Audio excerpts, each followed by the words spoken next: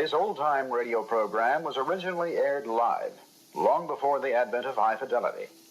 As a result, you may detect an occasional surface noise or volume drop due to transmission problems so common to old radio. We hope, however, that any variance in audio quality will not take away from your pleasure in listening to this, one of the all-time favorite shows.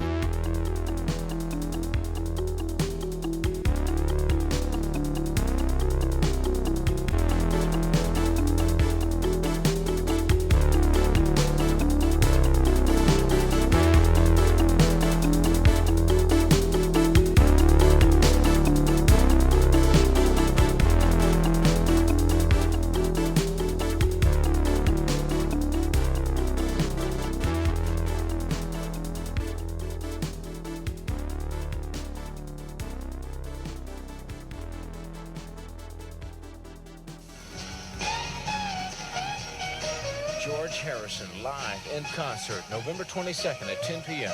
at the Tarrant County Convention Center in Fort Worth. You can get your tickets now at Preston Ticket Agency in Dallas, Central Tickets in Fort Worth. His first concert tour since Bangladesh, George Harrison, with friends Ravi Shankar and Billy Preston. November 22nd, 10 p.m. at the Tarrant County Convention Center in Fort Worth. George Harrison.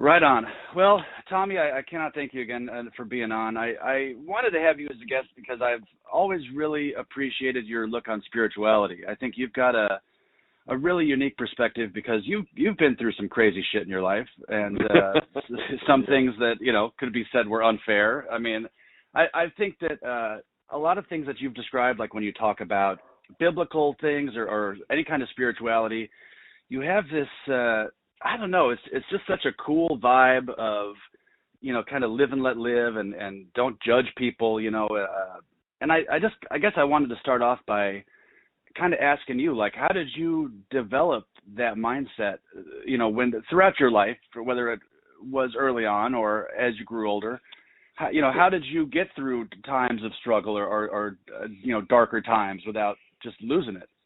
Well, it started real early with me. Because we were, first of all, we're a mixed family. My dad's Chinese. My mother is, as we found out just recently, she was 20% Native. Oh, right on. Okay. In other words, her mother was half Native. Okay. And so it started really from birth, because my earliest memories wasn't with my mother as much. It was just barely because she got TB when I was probably 3 or 4 years old. Wow. And so she was in a sanitarium. And then they, because the family had to get checked for sickness, and they found I had a spot on my lung, and it turned out to be pleurisy. So I spent my 4th year on the planet in a hospital. And so what I found out, I was sort of incarcerated all my life, off and on. Yeah, that's from really early on. Man. Yeah, and so I never really had that experience of having a mother and a father, a normal family. Okay. I was kind of raised by strangers. First nurses, and then when I got out of the hospital, I was taken right over to an orphanage, the Salvation Army home, because my mom was still in the hospital, in the sanitarium, and my dad had just come back from the war. He was in the Second World War, so he had some issues, like shell shocked. Well, not so much that. It was, I think, dental more than anything. Okay. But anyway, he was unprepared to handle a family. There was 3 of us, my older brother and a younger sister. Okay. And so we ended up in the Salvation Army home, orphanage. And again, I went from a hospital to a home, which again I was incarcerated. And so you were what, about 5 or 6 at this point? At the time, yeah, I was okay. 5. I was 5, and then I spent a year in the home, and then my dad. My mom came out of the hospital. My dad bought us a house in the outskirts of Calgary. Okay. And the house was very basic. It was like on a reservation. That's why I crack up when I think about it, because I was really like a native, So we had a house, but we were a family. We were home together. Now it had no indoor plumbing and no indoor running water, so we had to get our water from the neighbors, pump every day, hand by hand, and then we heated our house with a wood stove, which was in Calgary, which we went through a couple of blizzards. Horrible winters. 20, 30 below zero weather. And there, then this was like late 40s, late 40s, 40 in the 40s, because I remember going to school and seeing the news that the atomic bomb was dropped on Japan, and I remember that very clearly. And by the way, we were only going half days school because the schoolhouse was too small to accommodate everybody. So some kids went to school in the morning and others went to school in the afternoon. And then you happened to catch the half where, well, I guess they were going to be talking about the bomb all day and for many days to come. No, not at all. I don't remember. Really? Because it was like early grade 1 or 2. Oh, okay. I'm not sure what it was. And then and so the only outing that we had. Now we had a radio, but there was only one station in Calgary, and I hogged the radio as much as I could. I was really drawn to music all my life. Was it one of those old, like it was a tube radio? It must have been. Oh yeah, for sure. Okay. And that was after we got electricity too, because we never had electricity in the house. And so we never had anything until we got electricity. And when they put the electricity in, I remember watching it. They put the bulb in the center of the room, and then they ran the wire, out, not inside the wall, but outside the wall and down the wall, outside the ceiling, down the wall, into a plug. Man, well, at least you had that. Shit. At least we had electricity. Well, these candles, it was a Coleman lamp, Right. Kind of make a lot of noise. Man, kids, we don't, we have it so easy now. We have no recollection. It was incredible. The first thing you do when you're that young, you have to do chores. Right. And carrying wood, chopping wood and carrying wood was one of the chores. Taking out the slop bucket, they call it. And then, like I say, outdoor plumbing. Right. Literal slop bucket, yeah. Yeah. And so and pumping water, everything. Yeah, the only entertainment we had. But what it did, it really gave us a nice, solid physique. Well, character too, I'm sure. Yeah, well, my brother, he became quite a good athlete, and because I spent a year in the hospital, my legs never developed, which was a blessing, because I would have been one of those athletes that hurt themselves, because I had that kind of. You never had problems with bodybuilding later on with your legs? Oh no! When I started bodybuilding, that's what brought me up to speed. Brought me up there. But what I was getting at is that the only entertainment we had was Sunday school. Okay. That was the only time that we went out. That was the only time that we had to dress up and attend Sunday school. And even though I was in the Salvation Army home, and they had hymns every morning before breakfast and all that, it wasn't the kind of spirituality that stuck with me as much as Sunday school did. They never had Sunday school at the home. They just had, this ritual, Onward Christian Soldiers. I remember that song. Right. It was like a militant Christian song, which went, after I found out years later, that went totally against the teachings of Jesus. But so I my first, I was affected by the Sunday school teaching, and then I was about 8 years old. We had an idyllic life. I mean, it was incredible. Now I found out that we're 8% Native. My brother and I and my sister. We were really like little Native kids.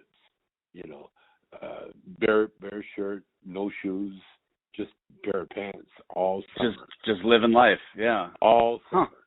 Wow. And there was no organized anything, and so we would go play with the neighborhood kids, and we'd make up our own games, our own toys, There was no organized sports, little league or anything like that. It was just like kids were on their own, and until you had to do chores or come in for supper, but we were allowed to just be because our parents, my mother was busy trying to wash clothes by hand and everything by hand. My dad was working. He would have 2-3 jobs at one time.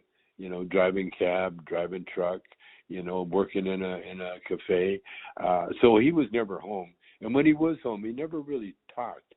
Back in that day, the parents, especially the dad, there was almost like a culture where the dad never talked.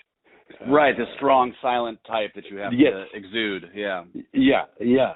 And so as a result, I ended up going to Sunday school and then teaching Sunday school because no one else was interested in it. And then I went to Bible camp. Okay. Well, Bible camp, I was 8 years old at the time.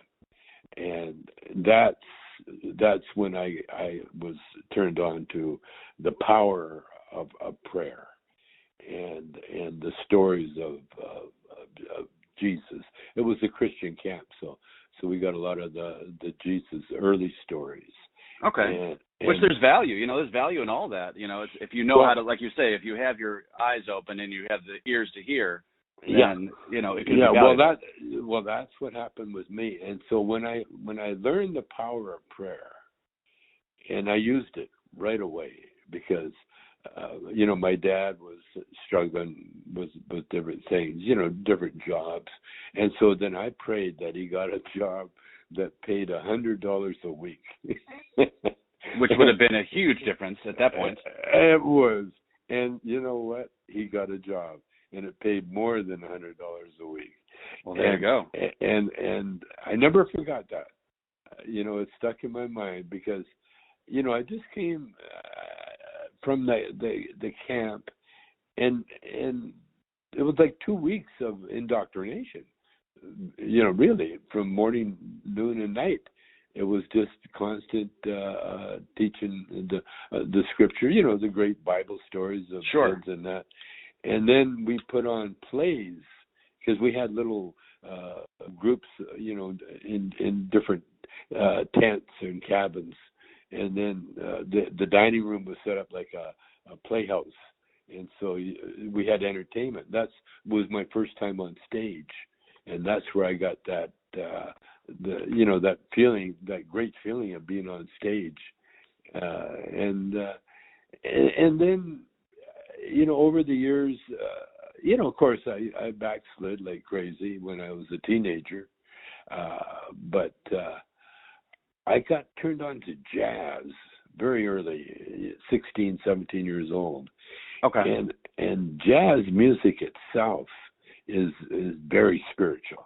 Oh, extremely, yeah. If you listen to like the old Delta blues, and you can't deny there's some type of otherworldly power in there. For sure. In fact, the real power, the only power. Yeah, yeah. And that's so was very lucky and blessed, And what happened to me, we all are. We're tested in our lives, and if you pass the test, then more is given to you. And what I mean by more, it's not anything. It's more knowledge. Right. See, when you ask and thou shalt receive. Well, it's not like asking for anything material. It's asking for wisdom. Asking for answers.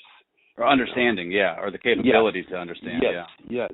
And so I learned real early to ask, and because then answers appear, but they don't appear like with sometimes a voice. Well, you'll hear that small, still voice, but more than likely, the answers appear in a person or an animal or an insect or in subtleties. Some bit of life will give you the answer. And I've learned over the years to be aware, because what happened to me, I'll tell you the story. It cracks me up because it was so. What happened? We've had a band. We had the first rhythm and blues band in Calgary, and Calgary is famous for the Calgary Stampede. Okay. And that's the hordes of people that descend on Calgary. Then it's a rodeo, and so you get a lot of cowboys and that type. But it's a world-renowned event, and so they have a midway. They have circus comes to town at the same time, and the streets are just packed with people. It's a great time to be in a band. Oh, well, what happened? We were looking for a venue to play, and we stumbled upon this flatbed truck, the flatbed itself, and we put our band. We never had permission or anything, but it was parked in between in a parking lot. Okay. So we got our band up there, and we got electricity, we got the amps working, and we started playing. And then we had a couple of friends go around the audience and collect money. Well, That's we smart. we made a ton of dough, and so each of us, we split it up, and each of us had a big wad of cash. That's pretty cool. Back in the day, if we got $10 each, that was a lot of money. If we got 20, that was way crazy, because you could do so much money, so much with money back there. You get a Chinese meal for $2. Right. You get a new Corvette for $1,000, basically. Yeah, exactly. So I had this big wad of cash, and I'm walking home. I'm walking toward. I guess I was going to the bus, and it was kind of late. It was around midnight, I guess, and a voice came out of the darkness. I heard this voice. Hey, pardon me, sir. Can you help me? And I thought he was looking for money, so I was going to give him a couple of bucks, Okay. And he says, no. He says, I need you to help me. I got this job, and if I don't finish it tonight, then I won't get paid. So I need help. Oh wow. Okay. And so I had a choice. I could go home. I could say, well, sorry, I'm busy, whatever. Or I could help the guy. And the universe has just given you this gift of extra money from, That's right. It was a test. And so I said to the guy, sure, I'll help you. What's the problem? See, when you grow up in the country, that's one thing you do. You help your neighbor. Of course. And it could be help bring in the crops. Could be help build a barn. It could be help doing all sorts of things. Because back in the day, there was no people to hire. Yeah. Right. It was all trade basically too. That's right. You depended on your neighbor. And when I got old enough, then we would do favors for each other. So when the guy asked me for help, I didn't even think twice. I said, sure. Well, the job he had, it was a boxcar that was full of coal at one time. Okay. Now the only thing was left was the remnants. And so what they would do, they'd hire the homeless or these guys and would say, okay, you clean up the rest of this boxcar, you get it so we can use it for other things, then we'll pay you and blah, blah, blah. You know, that's how they made their money. Okay. So I spent, I'm laughing at it because I can't believe it. I got a big pocket full of money. I'm a musician. Now, all of a sudden, I'm on my hands and knees. Yeah, man. That's like reminding you how it could be. Getting dirty, getting filthy with coal. Wow. And then after we finished the cleaning out the boxcar, the guy says, well, I can't pay you now because I haven't got paid. Sure. He says, so give me your address and I'll drop the money off for you later. And of course I did. And then I got home at 6 in the morning. My mother was, wondering where the hell I'd been. And You're covered in coal. Covered in coal residue. Covered coal dust.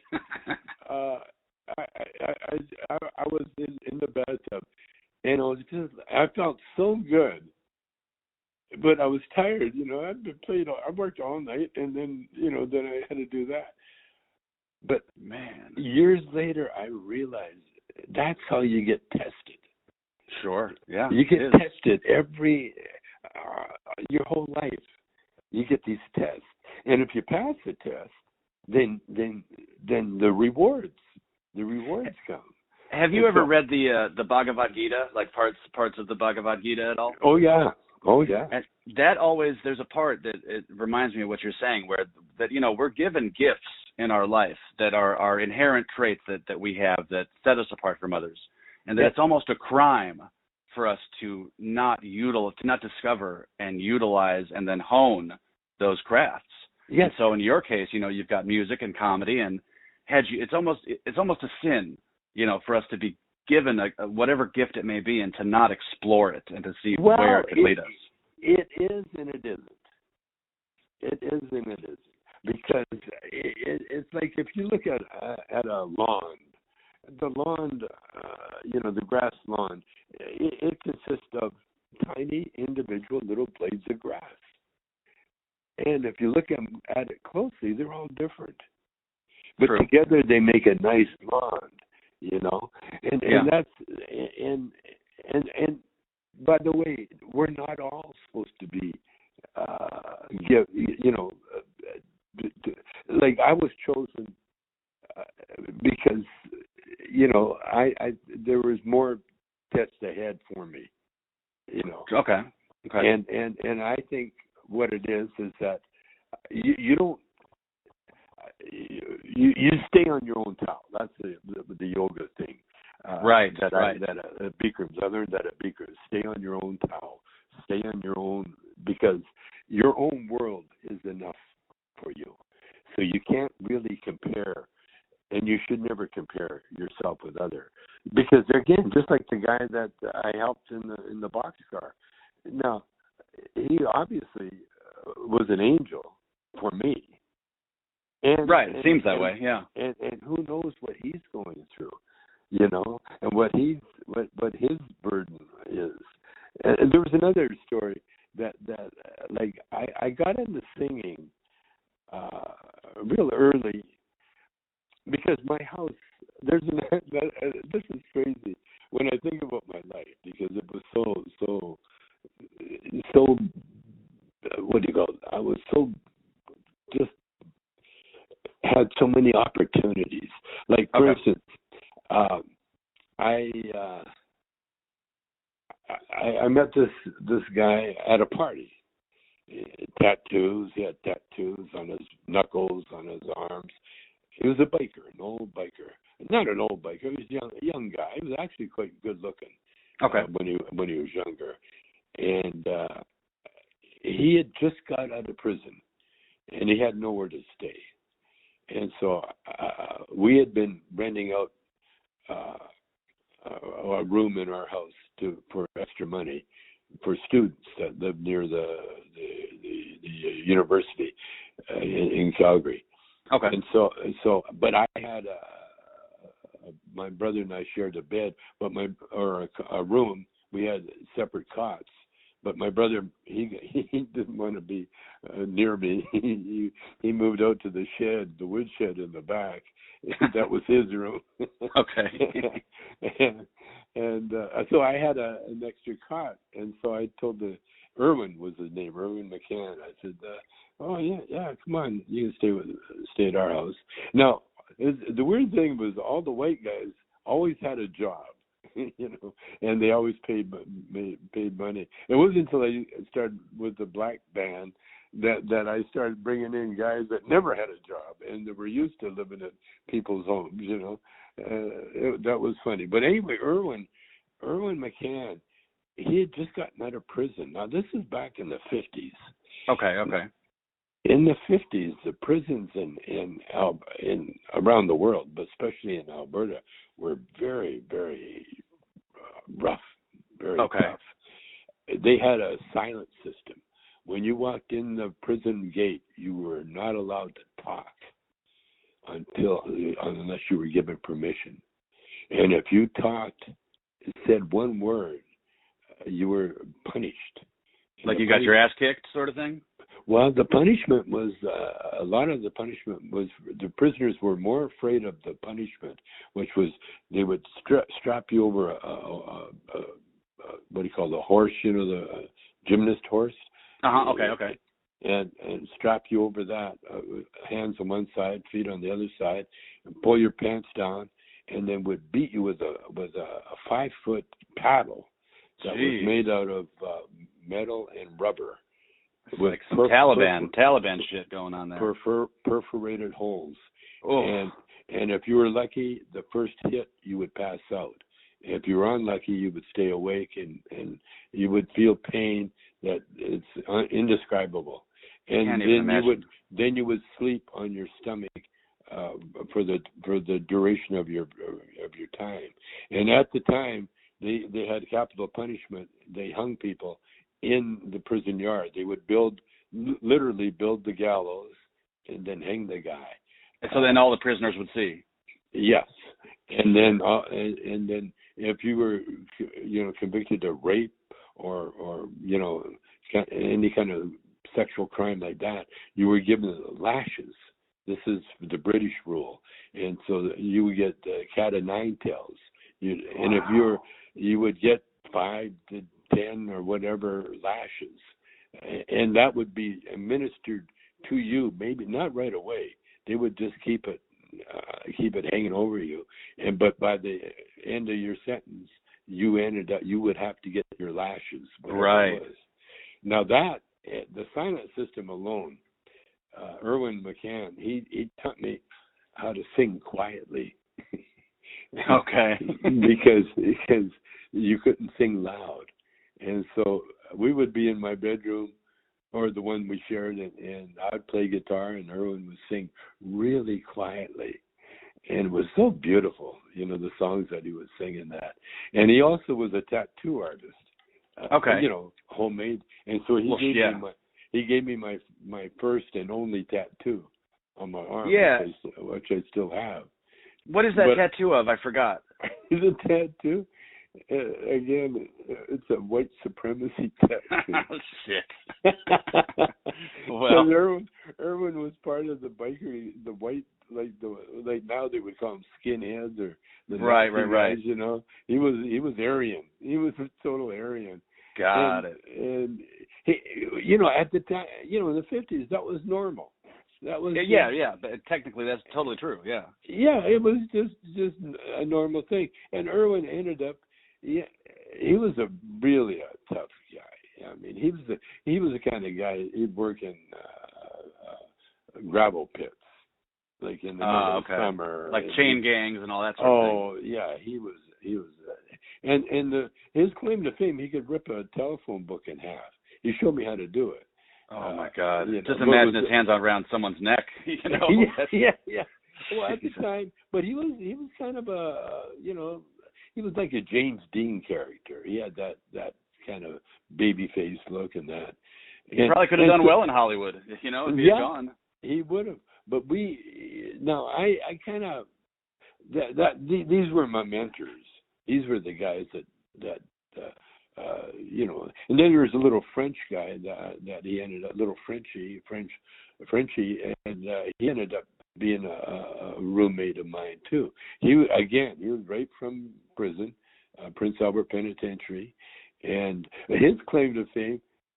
I was in high school at the time, and I'd be invited to these parties, the little parties, birthday parties and so on. And Frenchie, Jill, would ask me, he says, ask him if they want some entertainment. And of course they did, and Jill would bring his tap shoes, because he was a tap dancer. Okay. And so that got me kind of going into the show business, because then, all of a sudden I'm helping Frenchie with his record player, and he'd have his tap music, and then he'd come down the stairs tapping, and he'd do a whole tap show that he learned in prison. Interesting. And the thing is about prison, they had to have, it became his home. And well, yeah, I mean, it has to for a lot of these people, He was out for a while, and then around Christmas time, he started getting anxious to go back to prison, because one, he was gay. He would hide the gayness, and number two, he wanted to be in the Christmas show, because that was a big deal. And so, I don't know what's worse, doing it for that or doing it to get a surgery you need, So at that time I was in a band. I was playing in a band, doing my music. Okay. Anyway, Frenchie, it came around Christmas time. Next thing I know, he comes home. He's dressed like a woman. He hands my mother, the rent that he owes her, and back rent. He owed her some back rent. And then I think he turned himself in. He had just robbed a bank dressed as a woman. And because he was dressed as a woman, they knew who he was. Yeah. And so Frenchie ended up back in prison.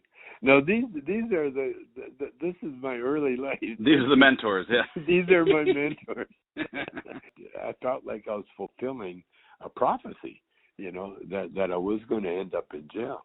But the only difference was that when I went to jail, I had I diddled around with the spirituality my whole life, and gravitated toward that. But when I went to prison, that's when I got the I Ching, and that's when I turned the prison stay into a religious retreat. Yeah, but that's probably one of the smartest things you can do, because our spirit is really the only thing we have in terms of the long cycle of things. And we don't even know where that takes us, but if you have to feed the spirit to feed everything else. So, well, what I found out, and I've been writing poetry ever since, what I found out is that, people, the prophet, Jesus, when Jesus walked the earth, he was like the people I grew up with. He was very poor. He was very common.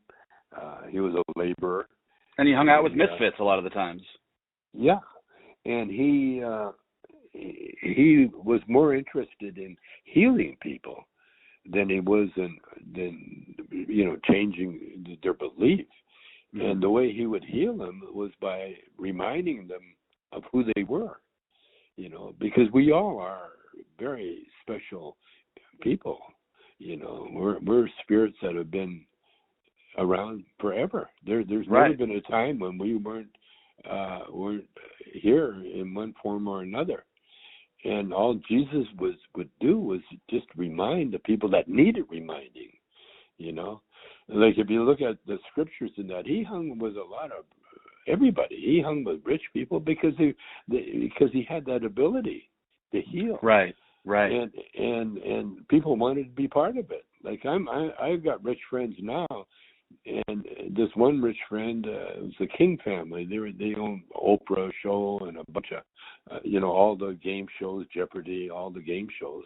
Okay. Well, the wife of one of them, Lauren King, whenever she has a party, she always has a spiritualist there. And they'll breed palms, or they'll do all sorts. Every party she's ever had, almost. That's cool. Yeah. And the only problem is it's more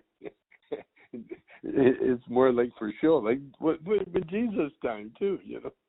Well, yeah. I guess Jesus was an advanced tarot reader. Yeah. And now, ladies and gentlemen, here's the star attraction, the healer. Right. And now we're going to walk on water. Yeah. But it's funny because there's that same thing. I don't know. I've been, like I said, I was actually a Christian missionary in many, many, many years ago, and actually going on a mission kind of made me get away from the Christian exclusivity aspect and look more into Eastern philosophy and Eastern religions and kind of just see the picture as a whole in terms of because there are similarities if you read the Quran or Bhagavad Gita, and the same with the Bible, with the parables, where there are so many similarities that a lot of times you can see the message is the same. That you want to, and that's the thing is I think it's in the beginning of the Bhagavad Gita where they say there's never been a time that you have not existed on this earth, and there never will be a time when you will cease to exist. Yeah. And that in itself should be such a calming thought, but it's one of those things that's so deep. It depends on where your interests lie and what your role is. You see, true. I look at life like a play, and in fact, I've come up with a plan to fix the world as we know it with existing art forms, like the movie industry, because when you look at a movie company, especially the acting part, there's a place for everybody. No one is excluded at all. Even if you're laying in bed totally paralyzed, you can be used in a movie. Yeah. You can be a body. You can right. Or you can be the star. I mean, there's so many. That's how individual we are. And the thing is, though, when you're playing a role, you can't worry about what other people's roles are. You just have to concentrate on whatever role you've been given.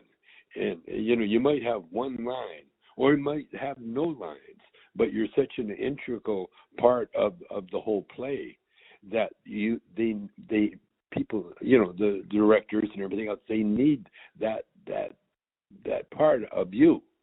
And you're a cog. You're a cog in the mechanism. That's right. And the thing is, there's a lot of people, all the actors, but like if you take a play, there's usually the star, the love interest, or they're the stars, but then everybody else is supporting. Right. You see, and that's the thing about the movie industry is that as long as you're alive, you can be used somewhere, because that's the human experience. And art is so healing. Art truly is healing if you break it down. For many, when you look at anything human, if you look at the truth, see the truth. Like the Bible says, the truth will set you free. Mm-hmm. Well, what happens? The truth is you can't argue with the truth. You can try to distort it. You can just but you can't move it. It's the truth, and that's what comedians do. And this is what I like when I do cameos. I tell people, if you can find the humor in your situation, then you'll find the truth. And then when you find the truth, then you will accept whatever is going down with you at the time. You know, like when I found out I had cancer, you know, to me, I wasn't the least bit worried because you didn't think you were going to die. You weren't afraid of that at that point. No, well, we're all going to die. Yeah. So I knew that, and so when I got cancer, it was like, oh, I guess I better pay attention to my diet. You know? Right. and then I started exploring it, and then I had to listen to myself. I said, oh, "Where's the humor?" Well, the humor was in because it was rectal cancer. They had to take out my rectum, and so they had to give me a colostomy bag.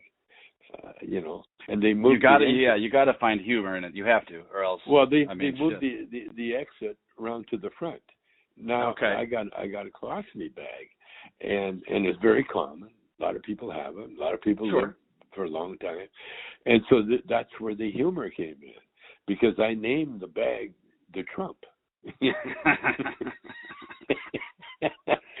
Man, I would do stand up, and I would tell people, you know, that I named the bag the Trump, the Donald. There you go, the Donald, even better. Because it was full of shit and hot air. Not because it's orange. It's not colored orange or anything, is it? and it has an orange glow. It does have there an you orange go. But you see, and then not only that, but you can use your whatever, you know, to your advantage. Like for instance, handicap parking, man. Like I'm going to get one. I don't have. Oh, that's got to be sweet. God, in LA. I'm in Hollywood. That's poof. That's what I'm saying. That's what I'm saying. So there's good things in everything. If you find the humor, you know, and if you laugh at it, then what you're doing, you're celebrating. You're celebrating the what's it called? The eternal truth is that this is just part of your life. This is, you know, this is one. This is what's going to happen, no matter what. That's what I always thought with George Harrison, because remember, he had cancer and he beat it. Yeah. And then all of a sudden he had that robbery, that guy that broke into his house where he got stabbed multiple times, and then he was dead from cancer a year later because of the stress that he let overtake. He got so stressed about the break-in and trying to, you know, prevent that from happening again. I can't even imagine what a situation like that would be. But the stress of that brought his cancer back, and a year later he's dead. Yeah, and, you know, and stress, that's what it can do. Yeah, and I knew George. George and I were pretty good friends. You know? Oh man, that was so sad. We shared a joint together, but again, it wasn't sad. Not at all, because George is back. He's with us. You know, you don't leave forever. You just leave for. You may not even leave for a moment. That's for all we know. I want to tell you something. I've had the epiphany that, you know, people say to me, okay, you know, good people go to heaven, and that, where do bad people go? Well, in my books, you know, Goldsmith and that, they say, oh, everybody goes to heaven. You know, you'll find Hitler and out there. And I thought, no, that doesn't sound right. You know, that doesn't sound right. Then I realized, you know, when you fail school, you don't go on a celebration tour. You know, you don't take a vacation. You might take a day off, or you know, might take some time off. But what do? You go right back to take that course again. Because that's right. You have to. And so I believe what happens with people that are evil, that they don't go to heaven. Yeah, no. So what I'm thinking, you know, because if we're eternal beings, and we are, you know, chances are we don't necessarily have to be human. You know. Right. You can be a tree. We could be a tree. We could be a rock. We could be a bug. We could be a what do you call it? A hummingbird. Right. We could be, you know, And how long? What a fruit fly lasts a day. You know what I mean? So you can live lifespans and all sorts of things. And I know for a fact there's a native chief that said he was going to come back as a whale, and he did. This is in the Northwest. I don't know if you heard about it, but no. When the chief died, he told everybody he was going to come back as a whale. And then I think a day or so after he passed, this whale appeared, and it stayed in the Sound and was a big white, and it would surface, and you could see the eyes, and he was looking at the tribe. So I know, because you got to realize. Eternity is not just a phrase. It's not just a thought or maybe this could happen. No, it is happening because we see that all the time. We see that in our planet. And the other epiphany I found out, man, it was crazy. Heaven. You don't need space. See, a spirit doesn't take up space. Right. There's no space for a spirit. You see, in a physical world, you need space. The sun needs to be where it's at. Right. In order for us to stay alive. If it was any closer or any further away, it wouldn't work. So we need space. And then the galaxies that we see in the far in the telescopes and that, they need to be where they're at. Because if we were any closer to them, then we would perish because of the gases and about the explosions and all the chaos and the that's going on in space. Right. So space, there needs to be room in space, but a spirit can be smaller than the smallest atom. It can be even smaller than that. There's no like eternity. There's no end to eternity, and there's no end to how small something could become. So that we really are part of the infinite in that sense. That's what I'm saying. Yeah. Because if like in the spirit world, there's no want, need, or desire. Right. None. Because there's no need for anything. You just are like a thought. You are really a thought. And I wrote a thing called God is only a thought away. That's how close we are to God.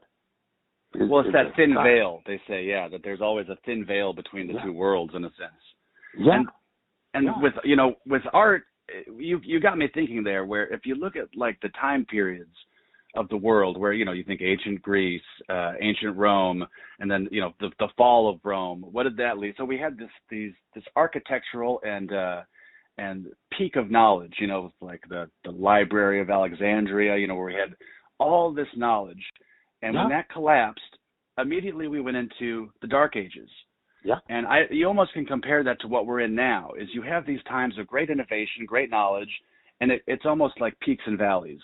But after the Dark Ages, we had the Renaissance, which was all this art, all of this new creation, and then the Industrial Revolution. And so I agree with you there that if we embrace art and we embrace creation, that will lead us into this, next Renaissance, if you will. Yes, it will. That's a positive look at it. And the thing is, you can't have art without destruction. Right. And that was the thing, when Trump first started making noises about being a president, I thought, if he really is a builder, he could become a phenomenal president. Oh, for sure. Because his expertise was in demolition. He could take things apart like he took Hillary apart. But he just never had the knowledge, Or his intentions were untrue, but who knows? We're not inside his head. It's pure ignorance. It's just pure ignorance. He has no idea, like the way he handled everything, the pandemic, the race, everything, literally everything, everything, everything, and so we can enjoy that. Me, I enjoy it. I enjoy my life so much because I've been given, the gift of perception. I understand. I understand that, and every day I just amaze myself. That's why what I do, I write poetry on my phone, because when I hear words, all of a sudden, if they're strung together the right way, all of a sudden I'm getting these epiphanies that are just blowing my mind and pissing my wife off, by the way. You should share some of that poetry. I mean, do you ever put any of it like on Twitter or anywhere? Do you put it out? No, not yet.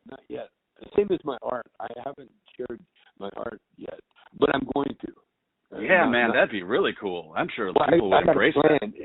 Here's my plan. This is crazy because I love what I've been given. What I want to do.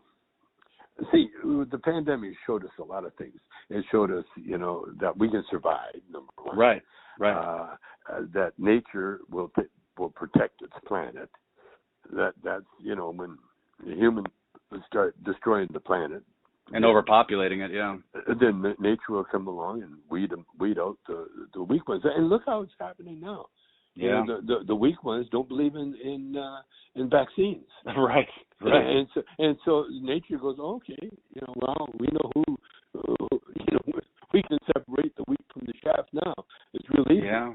Yeah. And so that's happening.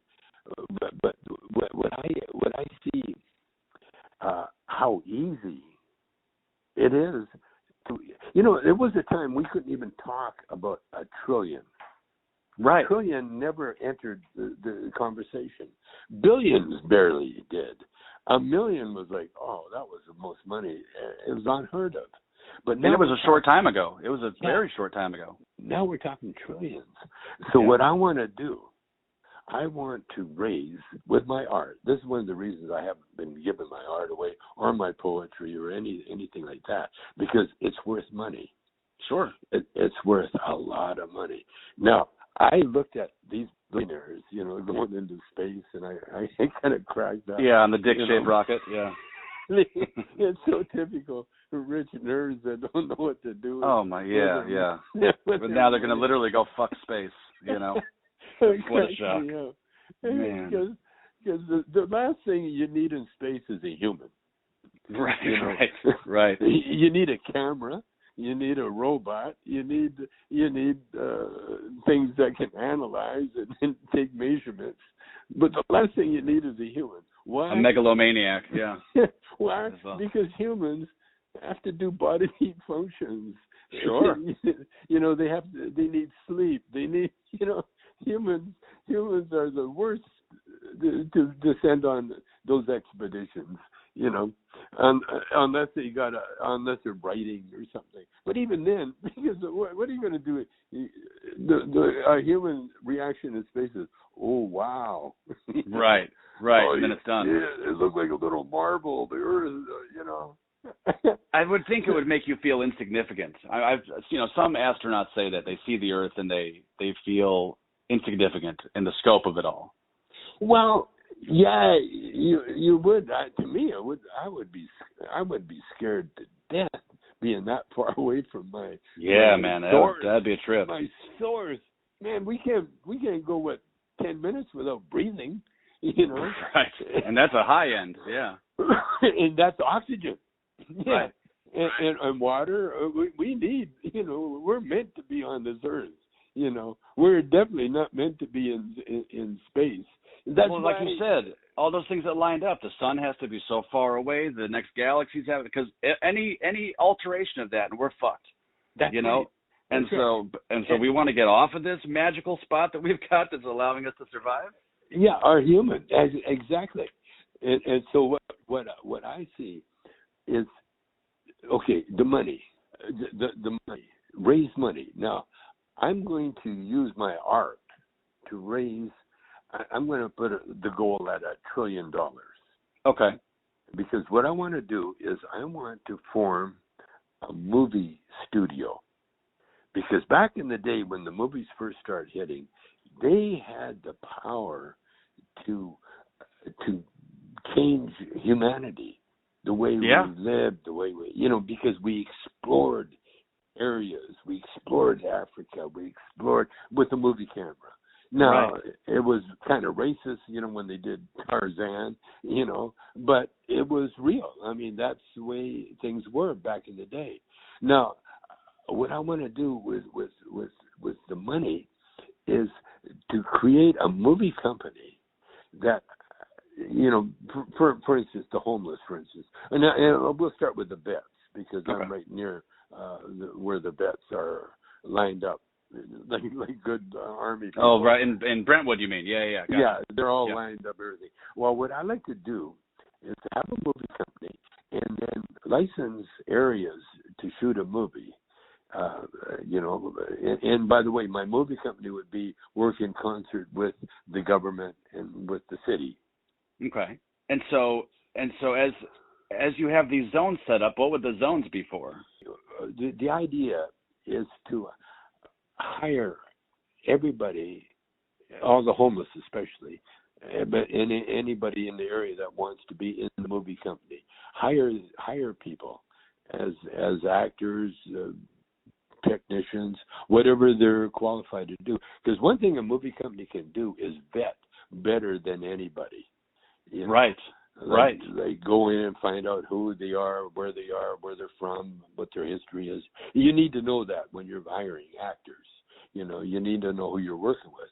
And so what I see a movie company doing, and with all and they have the legal department, they have the art department, they have the housing department, people in charge of finding housing and accommodations for the people, and that way you can't be homeless on the movie set. Right. Now it could be about a homeless story, and you'd be perfect because you've got the experience. But the thing is, you become an extra or an actor or a technician, but you have a job and you have insurance. And you're teaching them a skill. And you have a paycheck. Right. You see? And if you're underage, you go to school. And if you don't have a grade 12, you have to go to school. You have to learn all these things. Because what we need to do with our population is educate. That's all we have to do. The number one thing. Yeah, that's it. Yeah. So that's what I'm going to do with my money.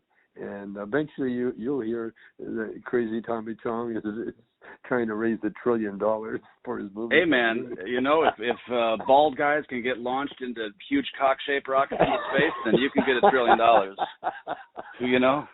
Anything is possible. That's what I'm saying. And people said to me, what would you do with that money? Are you kidding? Oh, man. Well, first of all, I wouldn't hide it offshore. Right.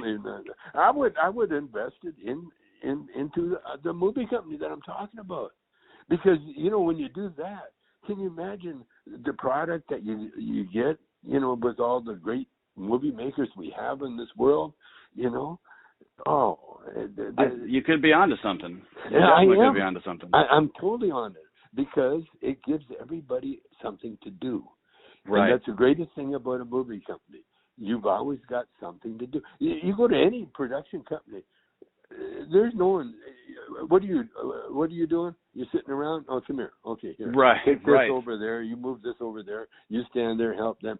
There's always something for somebody to do, including the executives, But we got to make sure that they don't.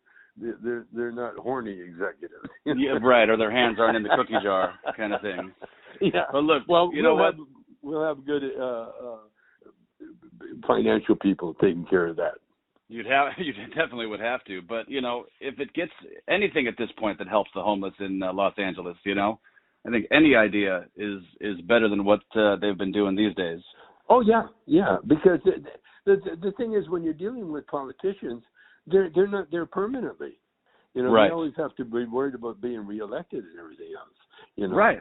And so a movie company, that's where you can be the king, you can be the monarch, and then you can hand it down to the whoever is the most qualified, or you can go out of business. That's the way life is. Yeah, but at least you'd be trying, you know. But at least we can show the way to do it, you know, right? The way they do it, and then other countries would definitely sit up and take notice because you know, like Putin and all that. If you told Putin, hey, how would you like to be part of a movie company?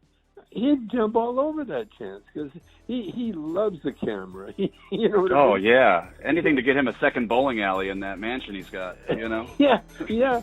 All that stuff is just to impress the people that you know, girls especially. You know. Right.